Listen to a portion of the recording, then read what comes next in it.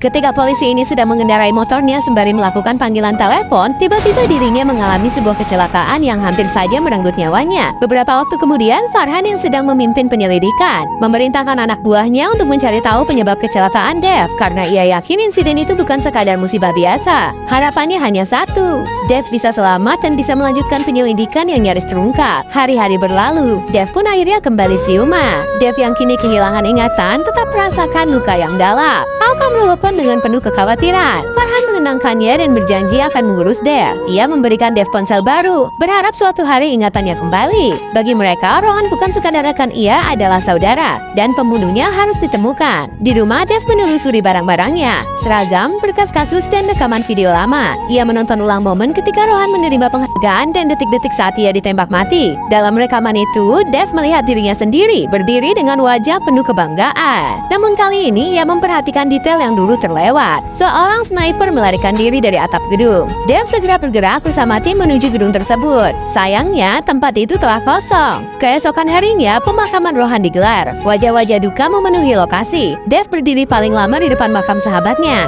Ia bersumpah akan menemukan pembunuh Rohan apapun harganya. Farhan akhirnya mengizinkannya. Selama berhari-hari, Dev menyelidiki kasus itu tanpa kompromi. Ia bahkan menahan ayah Rohan agar tidak pergi ke luar negeri, karena baginya siapapun bisa menjadi tersangka. Dev membuat sketsa wajah berdasarkan ingatannya saat mengamati rekaman. Namun pencarian itu buntu, hingga ada satu sketsa menarik perhatiannya. Wajah yang terasa sangat familiar. Dev menemukan orang tersebut, namun target kembali lolos di sebuah perkampungan. Upaya interogasi berujung ricuh, warga mengepung Dev dan ia dipaksa mundur. Tak lama setelah itu, Rebecca menghubunginya dan meminta bertemu. Bersamaan dengan itu, sebuah kampanye politik tengah berlangsung. Di atas panggung, Apte, seorang politisi yang berpengaruh, sedang berpidato. Namun Dev datang tanpa menunggu pidato selesai. Ia merampas pengeras suara dan berteriak di hadapan massa. Jangan percaya dengan politisi korup, karena kalian semua sedang dibohongi. Membuat Apte sontak terdiam. Wajahnya mengeras, senyumnya menghilang. Sorot matanya tak lagi ramah, ada kegelisahan yang tak bisa ia sembunyikan di hadapan massa. Di malam harinya, Farhan mengajak Dev bertemu secara diam-diam. Percakapan mereka berlangsung tegang namun jujur. Farhan akhirnya memberi izin kepada Dev untuk melanjutkan penyelidikan atas pembunuhan Rohan. Tetapi dengan satu syarat tegas, Dev tidak boleh bertindak sembrono, apalagi menggunakan cara-cara brutal yang justru bisa menghancurkan dirinya sendiri.